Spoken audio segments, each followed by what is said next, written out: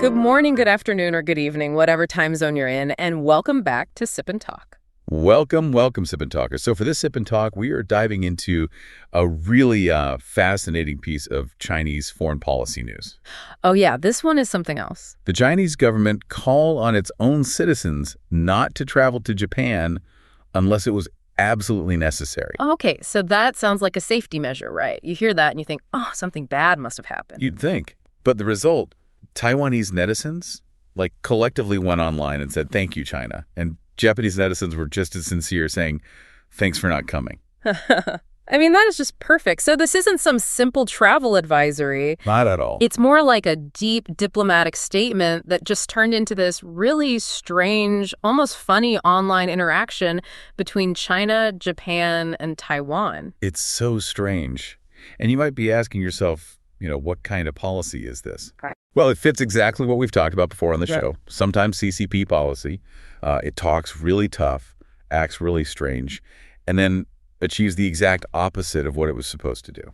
And what makes it even more interesting is if you compare this to when the Taiwan government told its people, do not travel to mainland China unless necessary, the reasons are just worlds apart. Completely different, yeah. Taiwan was warning about actual real safety risks. China, on the other hand, is just using a travel restriction as, a diplomatic weapon. That's it, as pressure. And we're definitely going to break that all down. Exactly. So why did Beijing even issue this warning? Why on earth is everyone saying thank you to them? And, what larger logic does this whole policy reveal? And how is it so different from Taiwan's warning to its own citizens? Okay. You're clearly excited about this one. Let's get into it. Let's do it. So let's set the stage here. This whole thing, this whole kerfuffle, it kicked off around mid-November 2025. And it wasn't like a subtle leak or some rumor floating around? No. This was an official decree, straight from the top. It was designed to be noticed, to send a very loud message. Right. The directive came straight from China's Ministry of Foreign Affairs, and it was backed up by the Chinese embassy in Japan. And they put out this really stark alert, telling Chinese citizens to avoid non-essential travel to Japan. Which, normally when a government says that about another major country, you expect something huge, a pandemic, a civil war, a massive natural disaster. So serious. Yeah. But the reasons they gave, they were immediately seen as highly political. Pretexts, basically. Exactly. They cited two main issues. The primary one was that Japanese leaders, and they specifically named the new prime minister, Takaichi Sane, had made radical remarks on the Taiwan issue. Okay. And they claimed these remarks severely damaged the atmosphere for people-to-people exchange, and this is the key part, created a significant safety risk for Chinese citizens in Japan. Hold on, I have to stop you there. A safety risk based on a politician's speech. That's what they said. That's not a travel advisory. That sounds like an attempt to directly link a diplomatic disagreement to, personal danger. It just sounds like coercion. It is, and the secondary claims they made didn't really help their case. What else did they say? They also mentioned, kind of vaguely, deteriorating public safety and cited a few unsolved violent crimes against Chinese nationals in Japan. Which, any crime is serious, of course. Of course. But to group a few isolated incidents into a national crisis that suddenly requires a full-on tourism boycott, especially right after a major political flare-up, the timing is just a little too perfect. It feels like they were just scraping the bottom of the barrel for any supporting evidence they could find. It really does. Okay, so the official story is Japan is unsafe because of political talk and some crime. But the real trigger, the event that truly set off this diplomatic bomb, was that specific statement from Prime Minister Takaichi Sane. Absolutely. To get this, you have to understand who she is and why her words carry so much weight. So who is she? Takaichi Sane. She took office in 2025. And she is a huge deal in Japanese politics. She's a very prominent conservative, a right-wing leader in the ruling party. And isn't she seen as a sort of successor to Shinzo Abe? A political disciple and ideological successor. That's exactly right. Abe was, a massive figure, and her taking power signals a real shift toward a more assertive, defense-focused Japan. Yeah, Abe was always trying to move Japan beyond its post-war pacifist constitution. If she's carrying his torch, then defense and geopolitics are going to be front and center. 100%. Yeah. And she used her platform in the Diet, that's the Japanese parliament, to drop an absolute bombshell that basically redefined Japan's security stance on Taiwan. Okay, so what was the key phrase? Because in geopolitics, sometimes one specific phrase can change everything. The phrase was incredibly specific, very legalistic, but strategically loaded. Takaichi said that if a Taiwan contingency, so think a military blockade, an invasion by China, were to happen, it would likely constitute a threat to Japan's survival. A threat to Japan's survival. In Japanese, that's Sanritsu Kikijitai. Sanritsu Kikijitai. That sounds like really dry legal jargon, but you're saying that phrase is basically the magic key. It's the key that unlocks Japan's entire military response mechanism. It is the absolute core of this entire story. Okay, explain that. What does it unlock? To get it, you have to look back at the 2015 security laws. These were controversial laws pushed through by AB, and they basically reinterpreted the pacifist constitution. Before 2015, Japan could only defend itself if it was directly attacked. So this was them testing the limits of Article 9, the part of their constitution that renounces war? Precisely. The 2015 laws created new tiers of security threats. The big one, the most serious one, is this Sanritsu Kikijitai. If an external event is confirmed to meet this threshold, it allows Japan to exercise the right to collective self-defense. Collective self-defense. And what does that mean, practically speaking, if there's a Taiwan contingency? It means potential military intervention. In plain English, it lets Japan deploy its self-defense forces, its air force, its navy, its army, to intervene alongside the U.S. military to protect Taiwan. Even if Japan itself hasn't been attacked directly? Even if not a single shot has been fired at Japan, Takaichi was signaling very clearly that Japan now sees the defense of Taiwan as an integral part of its own defense. So she wasn't just expressing general concern, which is easy to ignore. She was putting Beijing on notice, saying, we have the legal framework and we have the political will to intervene because we see your actions as an existential threat to us. And that is why Beijing was just utterly incandescent with rage. Because they see Taiwan as a purely internal affair. Yes. And this statement wasn't just diplomatic meddling. It was Japan signaling a concrete, potential armed intervention in what China considers its most sensitive national security issue. Okay, so given that bombshell, China's reaction makes a bit more sense. It went way beyond just a strongly worded letter. The rhetoric was shockingly aggressive. Fierce. I mean, bordering on unhinged, really. Yeah. China's Vice Minister, Sun Weidong, he didn't just send a note. He summoned the Japanese ambassador to China, Kenji Kanasugi, for a face-to-face dressing down. A very public protest. It's extremely public. And Sun warned that anyone who dares to interfere with China's great cause of unification will be met with a head-on blow. That is not diplomatic language. That's the language of a threat, of military confrontation. It absolutely is. But the extreme rhetoric didn't even stop there. We saw a diplomatic official just abandon all pretense of civility. Who was that? The Chinese consul general in Osaka, a guy named Xu Jian. He went on X, formerly Twitter, and posted an absolutely shocking comment. What did he say? He referred directly to Prime Minister Takaichi and said that the filthy head should be chopped off without hesitation. Wait, let me get this straight. A diplomatic official representing China on Japanese soil publicly called for the decapitation of the sitting Prime Minister of Japan. That is precisely what happened. It's an open threat of physical violence. It shows you how unbelievably furious Beijing was that Japan crossed this red line. The fury just overrode all diplomatic protocol. All of it. And that level of public threat, it perfectly sets the stage for the travel warning. It confirms the warning wasn't about safety, it was about state-level vengeance. Right. The tourism angle was clearly a coordinated move. Totally strategic. It was meant to inflict immediate economic pain on Japan. We saw Chinese airlines immediately start offering full refunds or changes for flights to Japan, which suggests this whole thing was planned out. So the timeline is, Takaichi says, survival crisis, China protests violently, a top diplomat threatens her life, and then they pull the plug on their own tourist traffic to punish Japan. That's the sequence. But what happened next is the part that makes this whole story so bizarre and, frankly, hilarious. Yeah, this is where it gets good. After seeing that level of fury from Beijing, the threats, the protests, you'd expect Japan to panic, to worry about losing billions in tourism money. But that is not what happened. Not even close. Instead, we saw this entirely unexpected reaction. It was just pure, unadulterated public relief. Okay, let's unpack this because it's amazing. China tries to weaponize its massive tourist population, and the people they're trying to pressure, the Japanese and the Taiwanese, they start celebrating. It's the ultimate strategic backfire. The Taiwanese netizen response was just overwhelming. You saw comments like, "Thank you, China.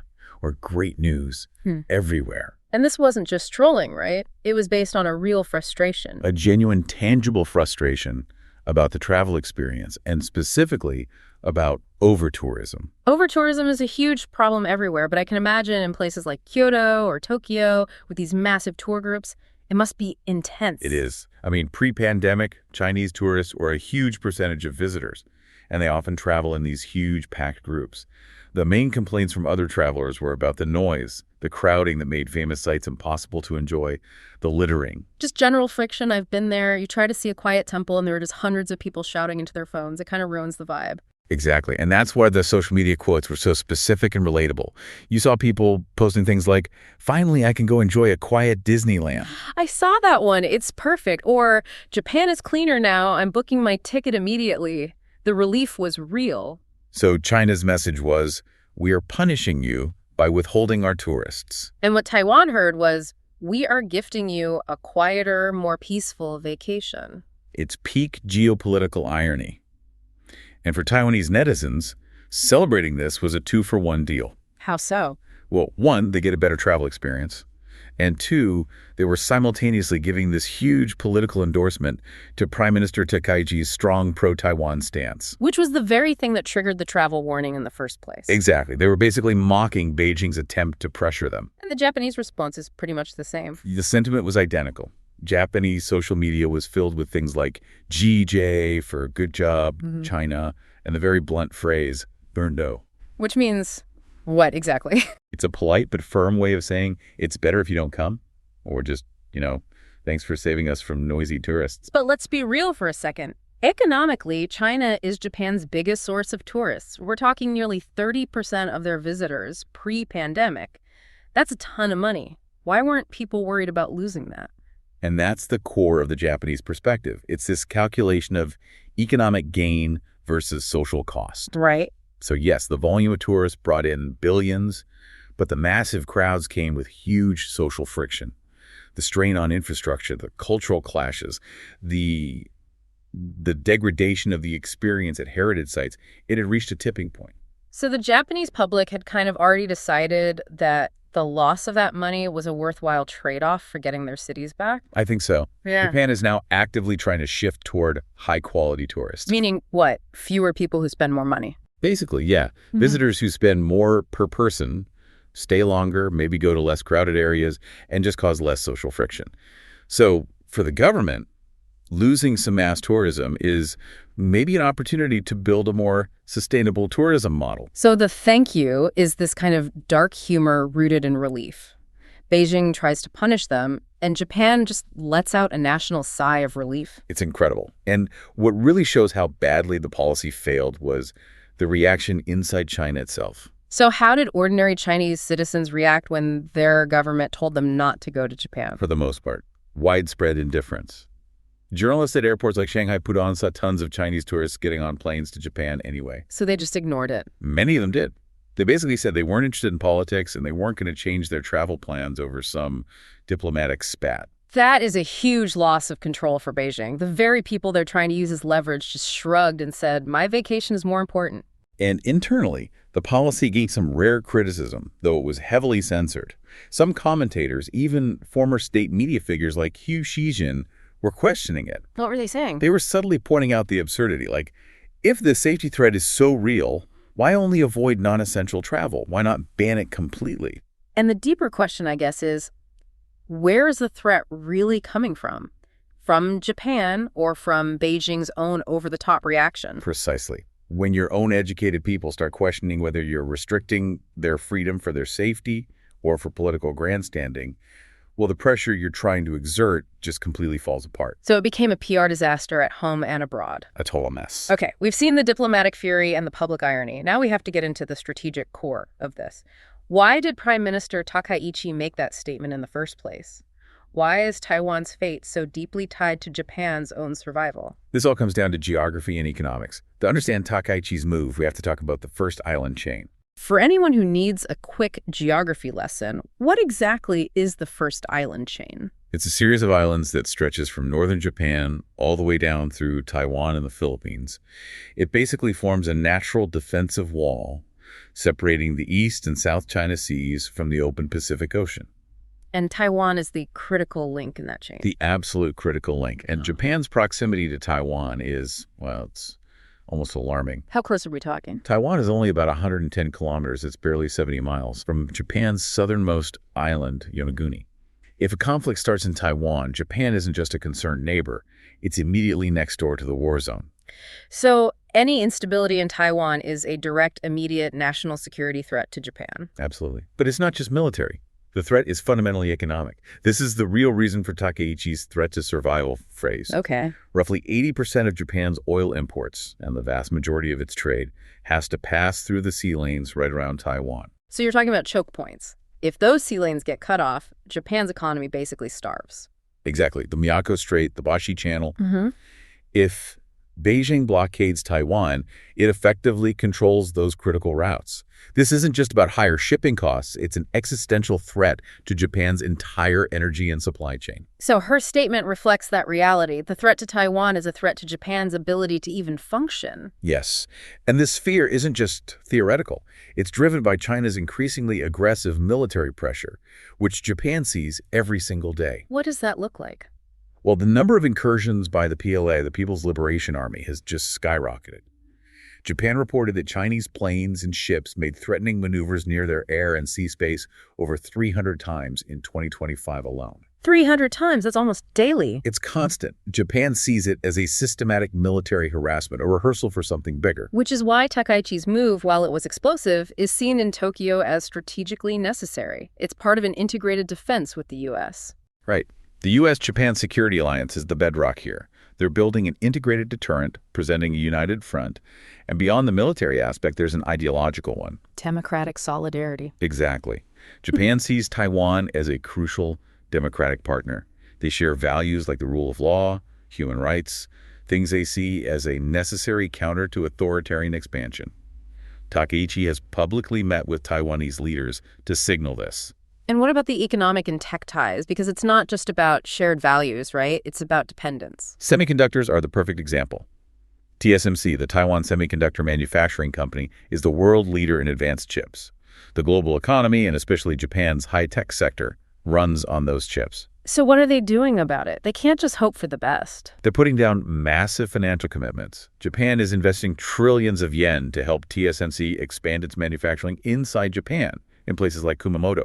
It's a supply chain defense mechanism, an insurance policy. It is. By co-locating that critical manufacturing, they're trying to make their supply chains more resilient against any potential conflict over Taiwan. And what about on the diplomatic front? Japan is actively pushing for Taiwan to join the CPTPP. That's the Comprehensive and Progressive Agreement for Trans-Pacific Partnership. And why is that trade deal so important here? Because if Taiwan joins a major international economic body like that, it's treated like a sovereign economic entity. It embeds them deeper into the global trade system, and that makes it much harder for Beijing to isolate them. So it's a quiet but powerful diplomatic move. A very powerful one. So when China issued that travel warning, they weren't just protesting a speech. They were protesting this comprehensive, multifaceted strategy, security, economic, and diplomatic that Japan and its allies are building. Now we have to circle back to the central takeaway here, the huge difference between the travel warnings from China and from Taiwan. They sound similar, but they couldn't be more different. This is so critical. One is about protecting people from state violence, and the other is about using people as a diplomatic prop. So let's start with Taiwan's warning to its own citizens about going to mainland China. What's the real motive there? It's genuine concern for their personal safety and their freedom. The risk isn't some vague atmosphere. The risk is running into the opaque and politically driven legal system of the PRC. The risk is arbitrary detention. Exactly. Arbitrary detention, sudden travel bans, being mysteriously disappeared without any transparency. We've seen this happen to activists, academics, business people. People who have been detained for years on vague espionage charges with no access to lawyers. It's a life or death security risk. It's based on real-world documented precedent. Taiwan is warning its people about the risk of being erased by the state. So Taiwan's warning is like saying, don't touch that electrical fence, it's live. It's about a real physical danger. That's a perfect analogy. Now let's flip it.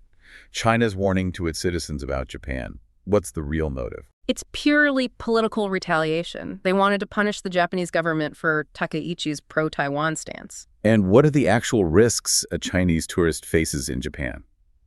I mean, the risks they cited, the speech, damaging the atmosphere, or a few unsolved crimes, are just pretexts. Japan is a democracy with rule of law. They don't just arbitrarily detain Chinese citizens because their governments are having a fight. And that is the fundamental distinction. A Chinese tourist in Japan is not in danger of being arrested and disappearing just for being Chinese. But that is the exact documented danger a Taiwanese person faces in mainland China. So if Taiwan's warning is about avoiding a live electrical fence, what is China's warning? China's warning is about stomping your feet to annoy the neighbor who put up the fence. It's an exercise in geopolitical annoyance. They're using their own citizens' freedom to travel as collateral damage. The warning isn't about protecting people. It's about showing you're angry. And that really shows the difference between two philosophies of government, doesn't it? One trying to protect individual liberty, and the other prioritizing state coercion over its own citizens' mobility. It absolutely does. So we've established that the policy was an attempt to punish Japan, but now we need to look at just how badly this whole strategy backfired. It entered what you called the absurdity loop. The loop is just perfect. Beijing wanted to have a huge negative impact on Japan. The outcome. Japan's public was relieved, Taiwan was delighted, and wealthy Chinese tourists, the ones who spend the most money, just ignored them. All they generated was international ridicule. It's a classic diplomatic own goal. Yeah. And you have to ask, who was actually punished by this? The only people who were definitively penalized were the ordinary, rule-abiding Chinese citizens who might have been saving up for a trip to Japan but followed their government's advice. So the government restricted the freedom of its own people to make a political point that failed on every level. And it highlights this economic double-edged sword. I mean, we can't deny that losing 20 or 30% of their biggest tourist group caused short-term pain for Japan's tourism sector. Sure, the hotels, the small shops, they definitely felt that. That pain is real. But strategically, in the long term, this forced break might actually be a good thing for Japan's tourism industry. It just speeds up their shift to that quality over quantity model we talked about. So instead of being overwhelmed by volume, they can focus on attracting tourists who will make the sector more profitable and sustainable in the long run. Exactly. This short-term loss buys them long-term stability and social harmony. And what about the costs for China? It's not just that the leverage failed, it hurts them at home too. It damages their own travel industry, but more importantly, it damages their soft power. It reinforces this image of a government that prioritizes political muscle flexing over the basic desires of its own citizens. The message it sends is, our people are tools we will use as diplomatic leverage. And that is a very damaging message. Which brings us to the final takeaway for everyone listening. When you see a travel warning, you have to do a critical check. Who is the source and what is the motive? Is the warning based on a real threat, like a risk of arbitrary detention or a civil war? Or is it a political tool, an attempt by one state to pressure another by using people as pawns? The difference is everything. In today's tense geopolitical climate, travel is being used more and more as a strategic lever. And this whole incident is a textbook case of how those levers get pulled and how public opinion can make them completely useless. It's a perfect snapshot of geopolitics, tourism fatigue, and online opinion all colliding. China tried to play chess, but Japan and Taiwan just called it checkers, and then celebrated the peace and quiet. It really is. And it leaves us with a final thought to chew on. Considering Prime Minister Takeichi's strong security statements, which threat is actually more real for the region right now? The potential for a new Cold War, or the risk of losing the simple pleasure of an uncrowded tourist spot? That is a question for a much quieter trip to Kyoto, I think. Thank you so much for joining us for this Sip and Talk. We really appreciate you listening. Be sure to subscribe to Sip and Talk for more deep explorations of what's happening in the world. And hey, go check out our old friend Mickey's YouTube channel, Mickeytolife. He's got fun stuff, memes, liquor tasting, travel vlogs. We'll catch you next time.